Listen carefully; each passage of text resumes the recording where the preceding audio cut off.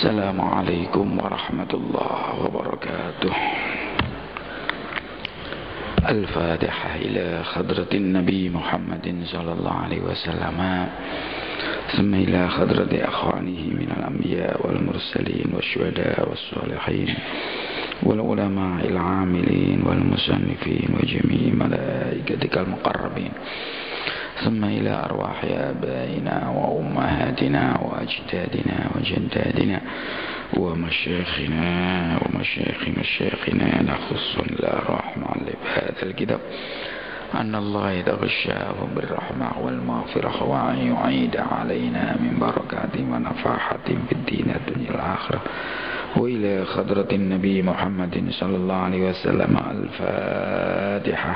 أعوذ بالله من الشيطان الرجيم. بسم الله الرحمن الرحيم. الحمد لله رب العالمين الرحمن الرحيم مالك يوم الدين إياك نعبد وإياك نستعين اهدنا الصراط المستقيم صراط الذين أنعمت عليهم غير المغضوب عليهم ولا الضالين آمين.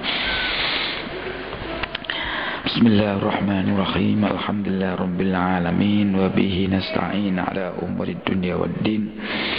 Wassalatu wassalamu ala asyrafil anbiya wal mursalin sayyidina wa maulana Muhammadin wa ala alihi wa sahbihi ajma'in. Amma ba'du.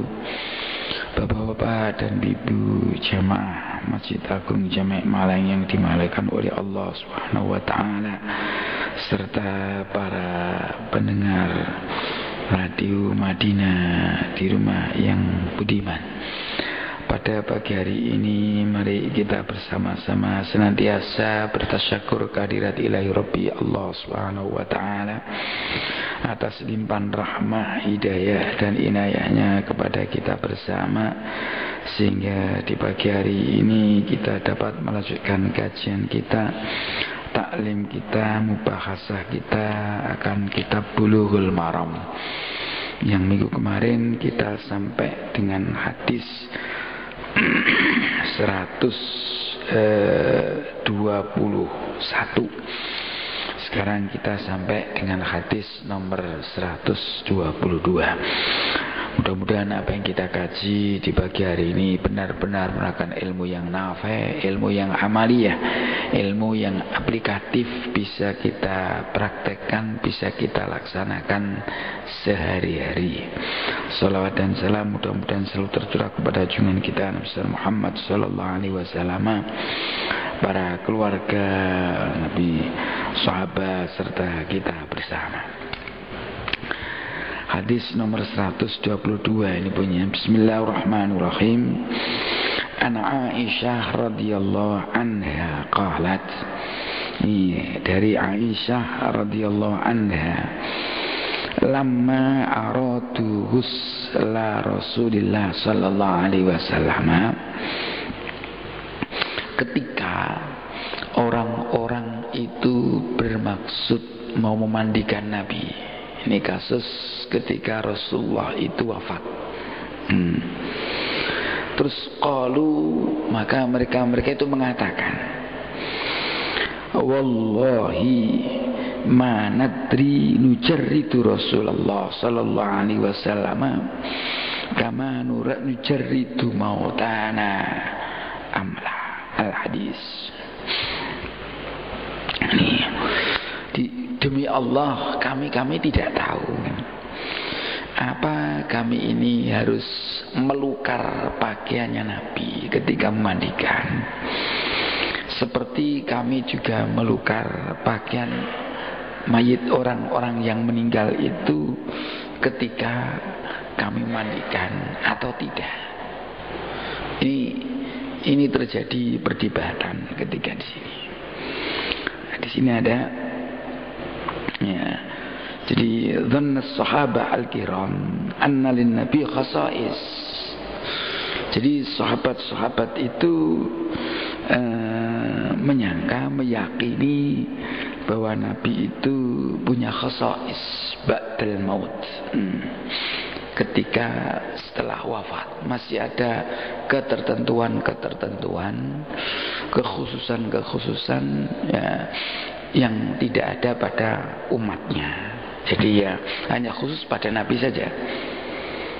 Dari sisi min haitsu husluhu, dari sisi cara memandikannya, wa takfinuhu, dan cara mengkafaninya, wa tajriduhu min siyabihi, dan apakah harus melukar pakaiannya ini ketika dimandikan, wa dafnuhu, ini, dan ketika memakamkannya.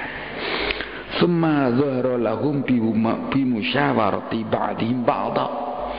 Kemudian di situ terjadi diskusi antara mereka ini. Nah ini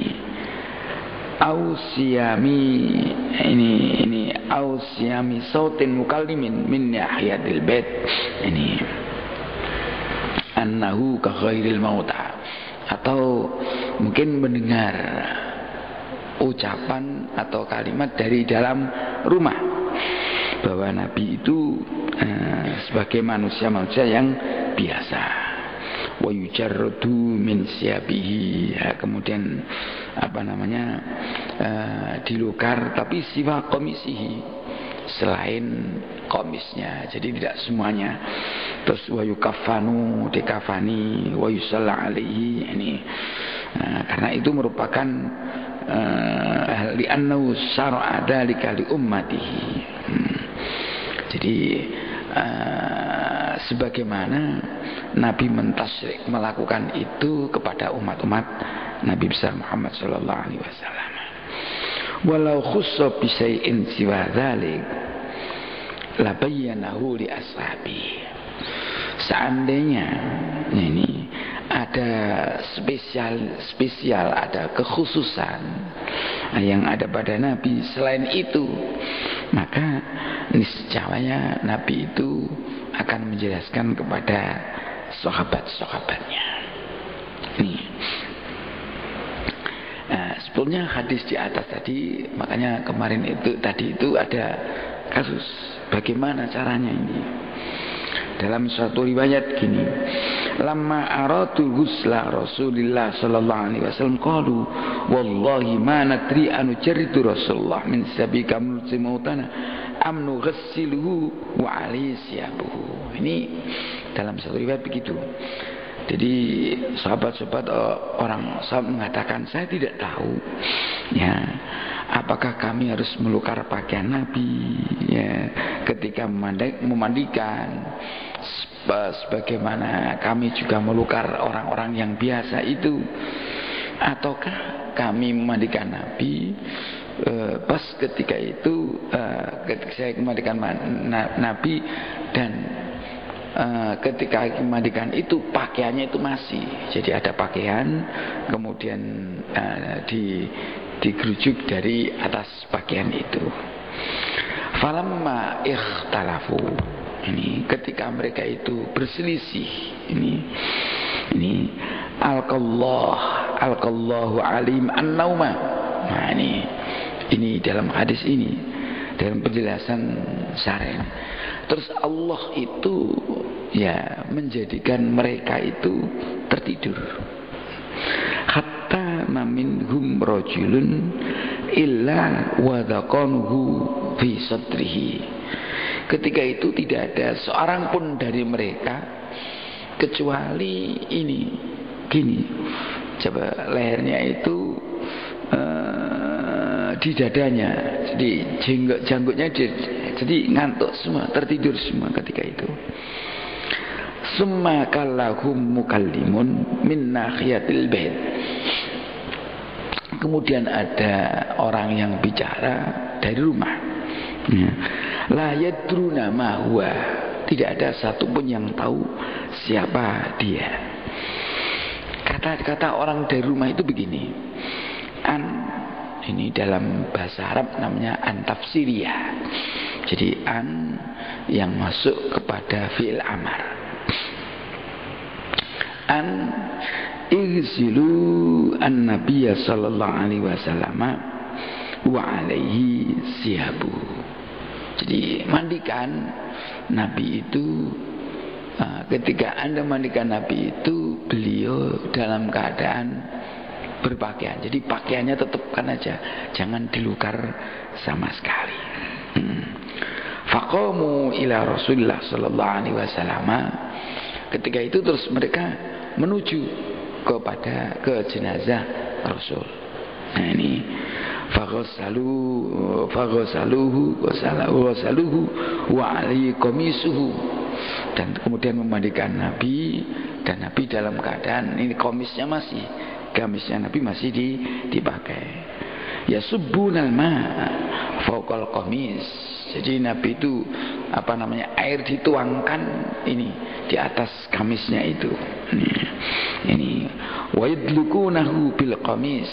Jadi beliau juga ngosoi orang-orang yang ngosoi Nabi, tapi ngosoinya dengan kain ini, kain yang ada di ini. Ini duna aidihim, tangannya tidak menyentuh badannya Nabi. Wa kanat Aisyah taqul, ini ketika itu Aisyah mengatakan, laustaqbaltu min amri mastadbartu ma ghasalahu illa nisa'uhu. Ini nanti artinya begini. Jadi setelahnya proses itu dilakukan, ini terus Aisyah itu mengatakan, jadi ka'anna Aisyah fakarat fil amri ba'da ma madha. Seakan-akan Aisyah itu berpikir setelah proses itu terjadi, terus beliau mengatakan, lau dhahara li khina ghuslin nabi ma dhahara li al'an ma ghusalahu illa. Kalau saya ingat kalau prosesnya macam itu, maka mungkin ya tidak akan tidak akan memandikan Nabi kecuali istri-istrinya Nabi. Kalau tahu kasusnya macam itu, ini kalau mungkin yang memandikan Nabi itu layak kalau istri-istrinya Nabi. Jadi lawaharoli hina ghusl Nabi ma zaharoli. Kalau tahu Nabi cara mandikan kok macam itu, masih ditutupi, masih di ini, ya kan pakaiannya masih ada, maka ma ghasalahu illa nisa'u. Maka mungkin istri-istri Nabi itulah yang akan memandikan.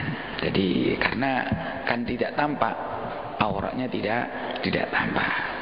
Nah, ini wa ka'anna akhadat hadza min tariqil qiyas min qaulina Rasul. Mungkin ya ini seakan-akan ini mungkin si Aisyah itu mengkiaskan karena Nabi pernah bersabda macam ini. Ma darraki lau mutti qabli faqumtu alayki faghasaltuki wa kafantuki wa shallaitu alayki wa dafantuki. Ini jadi mungkin tidak apa-apa bagi kamu ya Aisyah, lau mutti qabli, seandainya kamu itu meninggal sebelum saya, maka fakumtu alaiki, maka saya yang akan nandangi, faghsaltuki, yang akan memandikan saya akan memandikan kamu, wa kafantuki, saya juga akan mengkafani kamu, wa shallaitu alaiki, saya juga akan mensolatkan kamu, wa dafantuki, dan saya juga akan menanam kamu. Itu kalau Aisyah meninggal dulu, tapi ternyata Nabi meninggal dulu. Maksudnya kalau Nabi meninggal dulu, kalau tahu Aisyah itu cara memandikannya Nabi dalam posisi tertutup, maka mungkin yang berhak kata Aisyah, ini istri-istri Nabi ma ghasalahu illa nisa'uhu, mungkin yang mandikan istri-istri Nabi juga cukup. Nah, ini dari kasus ini kan kasus. Jadi Nabi ketika wafat, ini kan tidak dari kasus itu. Dari kasus-kasus ini bisa diambil kesimpulan. Ada hadisnya itu macam ini. Pertama, ini wujubu ghusl mayit. Jadi memandikan mayit itu hukumnya wajib. Jadi pernah kan kalau di dalam fikih ini seorang yang meninggal dunia itu kewajibannya itu bagi yang hidup kan satu, memandikan, mengkafani, mensolatkan, kemudian menanam. Ada 4 hal kan, memandikan mayit itu wajib, mengkafani wajib, mensolatkan itu juga wajib, kemudian menanam itu juga wajib. Ada 4 hal yang harus dilakukan kepada jenazah itu. Ini buktinya Nabi pun ketika wafat juga dimandikan. Nah, yang berbeda tadi ini. Yang kedua, ini kelihatannya jawazu ghuslir rajul imra'atahu idza matat. Wal mar'atu zaujaha idza mata. Wa bihi qaulal jumhur. Ini diboleh seorang suami itu memandikan istrinya ketika sudah wafat, mandikan itu. Demikian juga sebaliknya, istri boleh memandikan suaminya ketika suami itu meninggal dunia. Ini pendapat jumhur. Ada yang berpendapat macam ini, bahkan di sini mengatakan jumhurul ulama. Jadi boleh istri memandikan suami, suami memandikan istri. Tapi ya, menurut Abu Hanifah tidak macam itu. Kalau menurut Abu Hanifah, lizaujah antaksila zaujaha walaysa lizauj ayaghzila zaujatahu. Nah ini begini, kalau sang istri ini suaminya wafat, ini sang istri masih boleh memandikan suami. Tetapi kalau sang istri wafat, suami tidak boleh memandikan istrinya. Yang memandikan seluruh orang-orang perempuan aja. Harus memandikan orang perempuan. Itu kalau pendapat Abu Hanifah. Nah, alasannya apa? Nah, kenapa kalau sang istri, suami wafat, istri masih boleh memandikan? Tetapi kalau sang suami sang istri wafat, suami tidak boleh memandikan. Tidak boleh. Alasannya apa? Karena meninggal dunia itu merupakan firqah. Jadi tercerai. Jadi kan kita itu punya pernikahan kan. Ketika orang itu meninggal, otomatis tercerai. Iya kan, antara suami istri kan cerai, nggak mau mosok masih dalam pernikahan, wong dia itu sudah meninggal dunia. Alasan Abu Hanifah begitu. Jadi kalau ada istri meninggal, berarti langsung otomatis tercerai ini, firqah. Baik itu suami ataupun istri. Jadi istri tercerai dengan suami, suami juga tercerai dengan istri. Jadi bimujarradil maut, dengan meninggal itu sudah tadi. Ini kan seperti kemarin. Kemarin kita dijelaskan ketika ada orang meninggal pada waktu dia wukuf, pada waktu dia pas melakukan ikhram, dalam ikhram haji. Ini kemarin kan ada 2 versi. Ada yang pendapat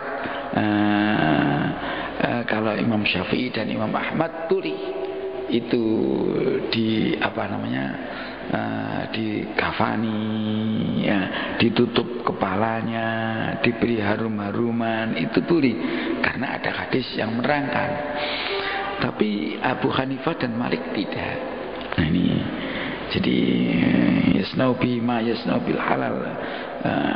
Kalau Syafi'i, Imam Syafi'i keliru. Kalau Imam Syafi'i tidak boleh ditutupi karena dia dianggap masih di dalam posisi ikhram.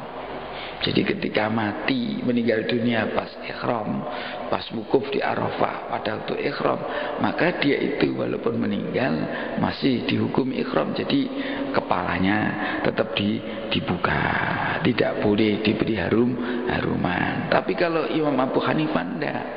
Jadi Abu Hanifah itu enggak, tidak diberlakukan seperti orang biasa.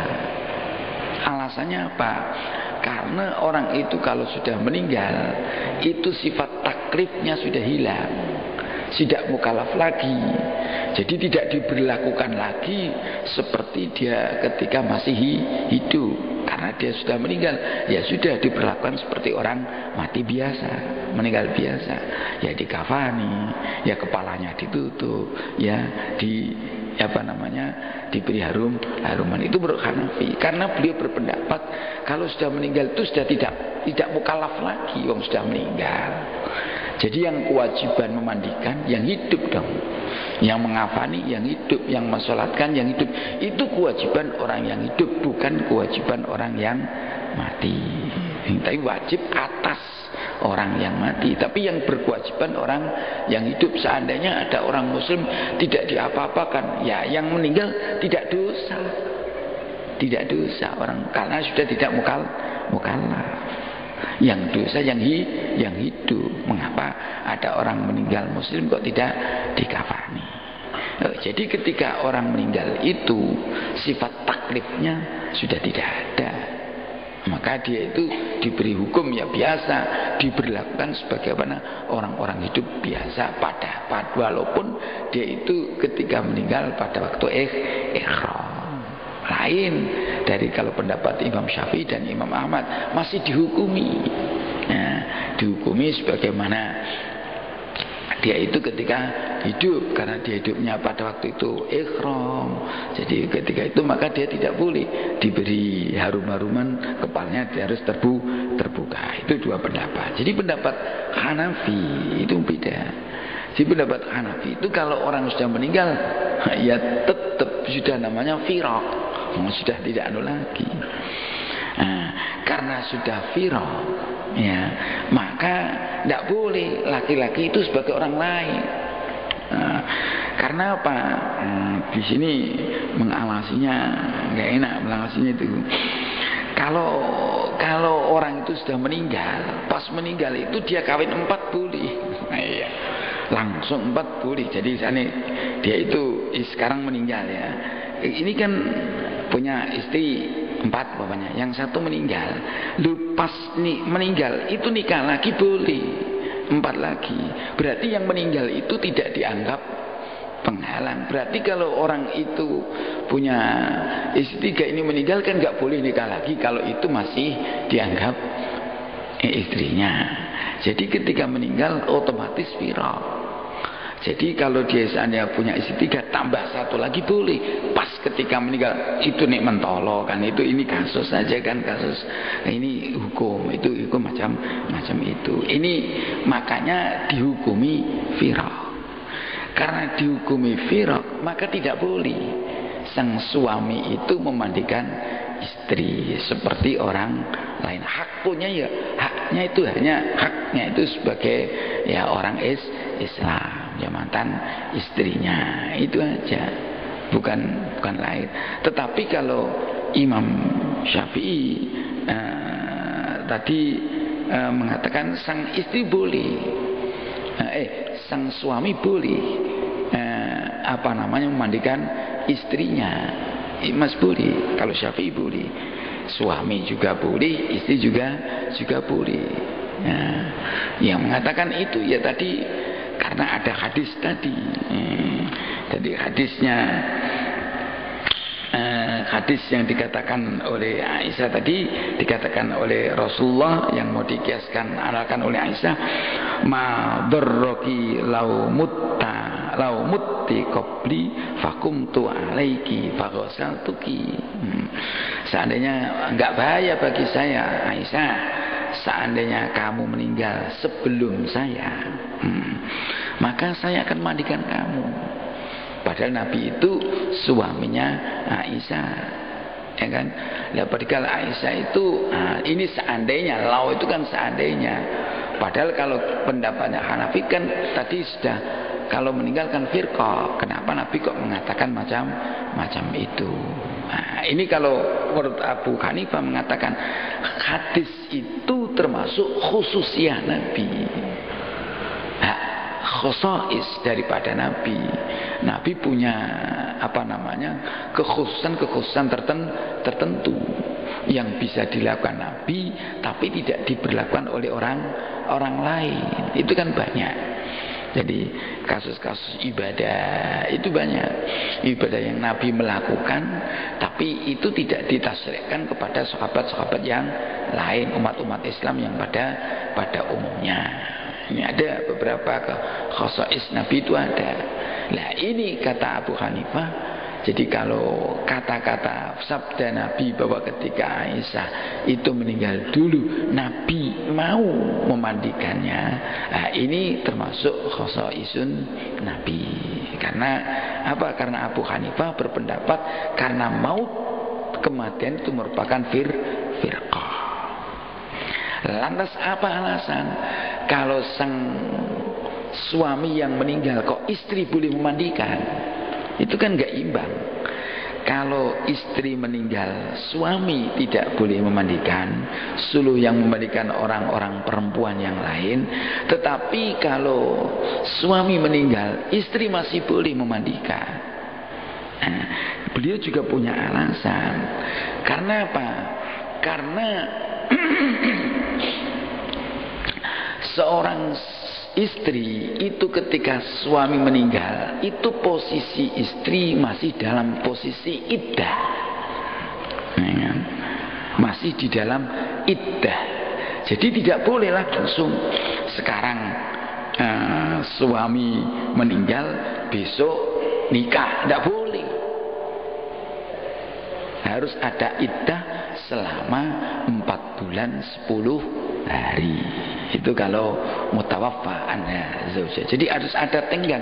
Lah masih tenggang itu masih dihukumi istri daripada sang suami yang meninggal itu. Maka boleh sang istri itu memandikan suaminya. Nah, ini. Tapi beda kalau suami, ini nggak tahu ini hukum macam itu. Suami itu kan tidak ada iddahnya, ya nggak punya. Jadi ketika sang istri sekarang meninggal ya, istri meninggal, maka ini boleh. Nah, ini kan enggak, kalau elean ini boleh suami itu langsung nikah lagi. Seandainya ini istrinya 4, ini istri keempat meninggal, loh ini sekarang meninggal ingin ganti sekali lagi boleh. Nah, karena apa? Ini sudah dianggap firah. Nah, oleh karena itu ini Abu Hanifah menganggap tidak boleh suami itu memandikan sang istri. Ini alasan ini. Tapi kalau menurut Imam Syafi'i tadi atau jumhurul ulama itu boleh. Jadi jumhurul ulama boleh, yang tidak boleh hanya Abu Hanifah. Kenapa kok boleh? Ya berdasarkan tadi madarrati laumutti qabli fakumtu alaiki faghasaltuki wa kafantuki wa sallaitu alaiki wa dafantuki. Hadis rawahu Ibnu Majah. Ini ya, jadi seandainya enggak kamu meninggal dunia dulu Aisyah, saya akan memandikan kamu, saya akan mengkafani kamu, saya akan mensolati ini dan saya akan menanam kamu. Itu ketika Aisyah ingat ini. Padahal ketika itu Aisyah tidak sempat, kasus ini tidak sempat memandikan Nabi, yang memandikan sahabat-sahabat yang lain. Nah, makanya Aisyah itu seandainya tahu cara memandikan macam itu, maka istri Nabi akan berhak memandikan Nabi Muhammad sallallahu alaihi wasallam. Tapi sudah kadung. Jadi kasus ini ngendikan Aisyah ngomong itu sudah kadung, prosesi memandikan Nabi sudah selesai. Pun berikutnya An Ummi Atiyah radhiyallahu anha qalat dakhala alaina Nabi sallallahu alaihi wasallam wa nahnu naghsilu ibnatahu. Ini Dari Ummi Atiyah radhiyallahu anha bersabda, dakhala alaina, Nabi pernah masuk kepada kita, wa nahnu naslu ibnatahu, dan kami, jadi putrinya Nabi ketika wafat, ada yang menamakan namanya Zainab Ummu Umamah. Ini putrinya Nabi. Beliau itu Zauju Abil As bin Rabi, suami istri daripada Abi As ibni Rabi, putrinya Nabi. Ketika wafat, terus yang memandikan ini putri-putri semua, termasuk Ummu Atiyah. Terus ketika itu Nabi di luar ngomong, irsilnaha salasan, ya, au khamsan au aksara min dzalik in ra'aitunna dzalik. Tolong mandikan 3 kali. Maksudnya 3 kali itu gerujukannya 3 kali. Sekali, 2 kali. Kalau kita itu kan enggak digerujuk sampai ini. Sana itu hanya sekali. Gosoi 2 kali, bersih 3 kali sudah. Nah, kalau kita kan sampai berkali-kali. Kita karena banyak air, ini kasus di sana mungkin pertama itu jarang air. Jadi ini kalau suruh mencuci 3 kali, memandikan 3 kali. Maksudnya itu 3 kali ini bukan 3 kali dimandikan sekali. Enggak, ya disiram tuh seret, terus dibisoi seret sampai 3 kali atau 5 kali. Di sini au aksara min dzalik, atau lebih banyak dari 3 kalau kamu melihat masih itu diperlukan. Jadi kalau memang belum bersih, ya, kalau sampai 5 belum bersih, ya sampai 5. Cuma nanti ya caranya apa? Bimain wasidrin, dengan air dan daun-daunan yang punya bau sedap, harum. Waj'alna fil akhirah kafuran. Jadikan nanti yang terakhir itu ada kafur. Kafur di sini nabatun ma'rufun wa huwa aqwar rawaih at-thayyibah wa khasiyatu taslibul jasadil mayyit wa man yatakhallal min fudlat wa li ajli man khadra minal malaika. Ini ada harum-haruman lah. Nah, sekarang kan diberi minyak. Setelah diberi minyak. Kalau itu namanya kafur. Ini karena di sini karena mungkin akan didatangi malaikat, itu kan iya kan. Bahkan di sini tuh apa namanya minyaknya minyak khusus, minyak untuk orang mati. Ini oke. Ini ausya'an kafur. Falamma faragna, ketika kami sudah selesai, jadi mestinya diandui terus ini badannya diberi minyak. Nih ketika kami sudah selesai, perempuan-perempuan ini mandikan, adannahu, kami beritahu Nabi, fa'alqa ilaina khikwatahu, kemudian Nabi memberi kepada saya pakaian beliau, faqala ashirnaha iyahu, tolong pakaikan ini. Jadi suruh menjadikan syiaran laha. Jadi ja'alau fawqal jasati mubasyarah. Jadi pakaiannya Nabi itu suruh memakaikan putrinya. Nah, namanya syiar itu pakaian yang langsung ini. Jadi kan beberapa lapis yang paling bawah yang mengena jasad itu suruh pakai pakaiannya Nabi. Ini. Iya, muttafaqun alaih. Dalam satu riwayat itu ada sabda Nabi tadi ini di samping isilna salasan, ada sabda ibda'na bimayaminiha mawawadi'il wudu' minha. Mulailah kalau Anda mandikan itu dari sebelah tangan kanan dulu, dan tempat-tempat wudhu dulu, mukanya dulu, diwudoni dulu.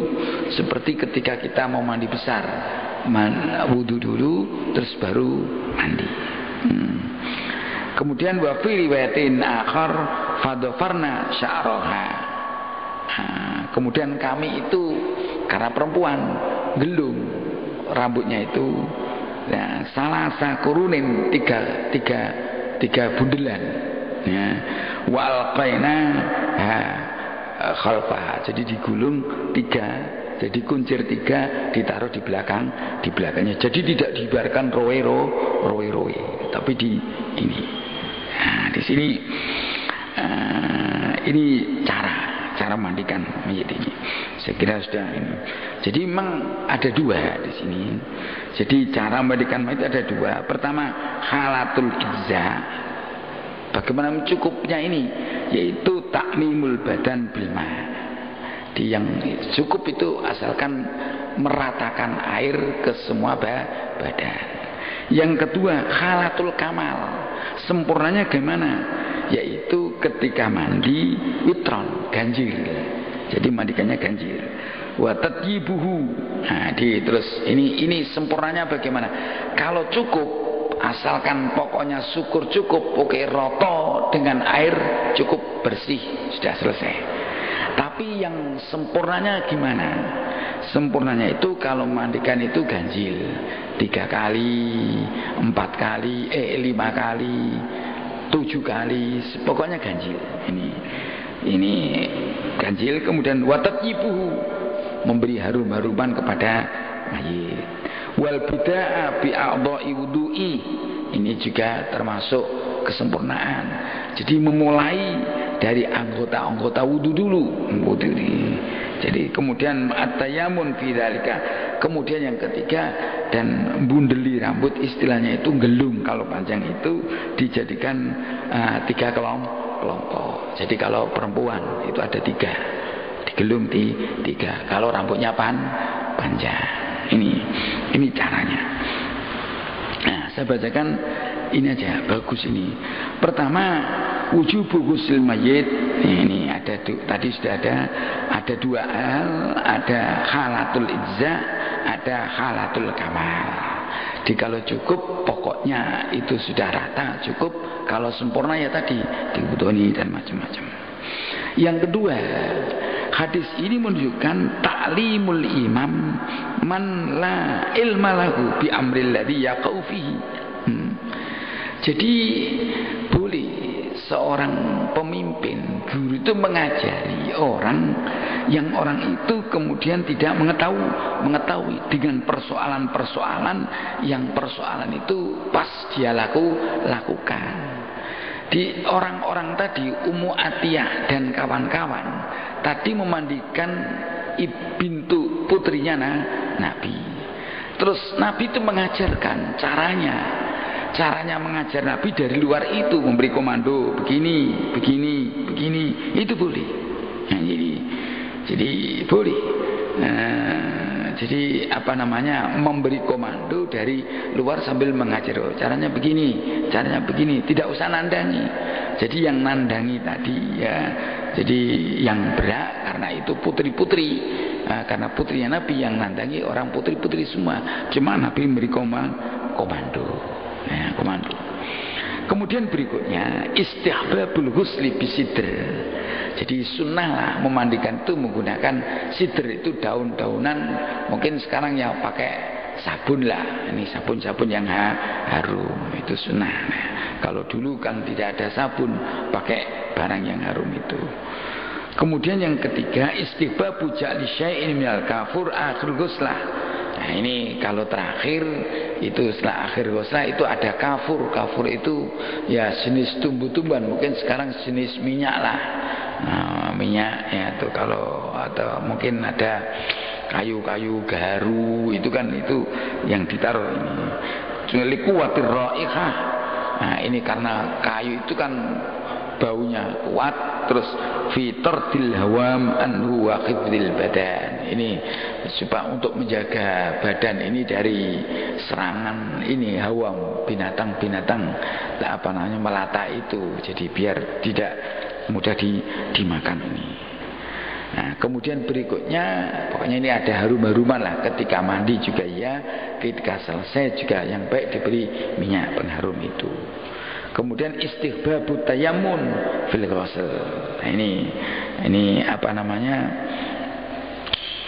sunnah tayamun dulu, kanan baru kiri. Nah, kemudian berikutnya an-nisa ahaqqu bi ghusl mayyit min zawjiha. Ini istri itu lebih berhak di sini malahan untuk memandikan mayit dari suaminya. Tadi sudah ada lah. Jadi kalau jumhur ulama itu boleh, yang tidak boleh hanya Abu Hanifah. Tapi ini wa ajmat alima ala. Jadi kalau imam-imam semuanya itu sepakat bolehnya istri memandikan suami, itu sepakat boleh. Enggak ada yang tidak, termasuk Abu Hanifah. Yang Abu Hanifah yang berbeda sendiri tadi ketika suami memandikan istri, yang lain itu boleh. Abu Hanifah sendiri yang tidak boleh. Argumentasinya seperti yang saya katakan. Kemudian berikutnya jawazu takfinil mar'ah fi thawbir rajul. Tadi ini putrinya Nabi dikafani dengan pakaiannya Nabi. Pakaiannya jadi boleh takfinul mar'ah. Nah, ini dengan komisnya rajul. Di sini tidak ada, karena di sini pakaiannya laki dan perempuan itu beda. Ini dulu itu dipakai, kalau ini dipakai terus kemudian ada lapisannya, nanti ada lapisan ada. Jadi ini ternyata putrinya Nabi itu diberi pakaian dengan pakaian Nabi yang paling dalam, baru kemudian ini ada lafaif itu. Nah, kemudian berikutnya ada tabarruk bi asar Rasul Karim. Nah, ini tabarruk, ini barokah. Jadi nanti ada lagi persoalan barokah ini. Malah kasusnya Abdullah bin Abdullah bin Ubay bin Salul, tokoh munafik itu nanti ada. Ini putrinya Nabi itu tabarukan. Jadi pakaiannya Nabi itu bisa digunakan untuk tabarruk. Jadi ada. Jadi ajaran tabarruk itu memang ada. Jadi kita ini buktinya, ini Nabi memberikan pakaiannya, kepakaian beliau supaya dipakaikan pada putrinya ketika beliau meninggal dunia. Ini tabarrukan. Nah, tabarrukan kepada Nabi. Ini. Kemudian yang terakhir istihbabut tasrihi sya'ril mar'ah. Nah, ini sunnah ya, sunnah juga kalau nyureni lah. Kalau perempuan disureni kemudian digelung 3, ini sunnah. Jangan dibiarkan ngore-ngore, jadi enggak, jadi kan menakutkan itu ya, digelung. Nah ini digelung, ini yang baik begitu. Jadi laisahu ini makan ya. Jadi ya digelung, selalu digelung. Dari fauqal qamis. Jadi ini kamis, baru terus gelungannya di sini, baru kafan itu nanti yang nutupi semua. Jadi memang ada kamis kan. Ini saya kira orang-orang Indonesia juga ada. Kalau mandikan, kalau mengkafani kan ada kamis.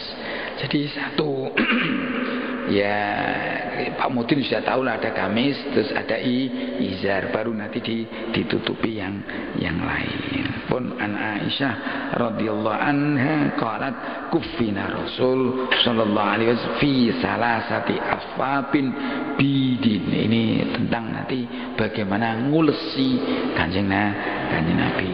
Pun wallahu alam bisawab. Mudah-mudahan ini merupakan sesuatu yang waqi'iyah kan, sesuatu yang kita lakukan sehari-hari.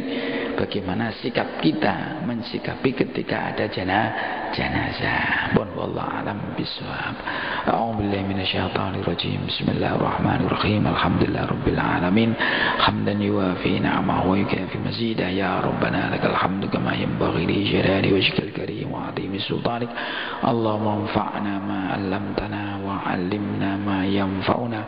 Allahumma arzuqna fahman nabiyyin wa hifdzal mursalin wa ilhama malaikatikal muqarrabin. Allahumma aftah lana futuhal 'arifin wa yufaqihna fid din wa yahdina ila sawa'is sabil wa nas'aluka husnal khatimah. Allahumma arzuqna wa auladana wa talamidana wa dhurriyyatina uluman nafi'ah wa a'malan mutaqabbalah wa rizqan halalan thayyiban باركا في الدين الدنيا الآخرة اللهم اجعلنا وأولادنا وتلاميذنا وذرياتنا من أهل العلم وأهل الخير ولا تجعلنا وإياهم من أهل الجهل والضير برحمتك يا أرحم الراحمين وصلى الله على سيدنا مولانا محمد والحمد لله رب العالمين ثم السلام عليكم ورحمة الله وبركاته الله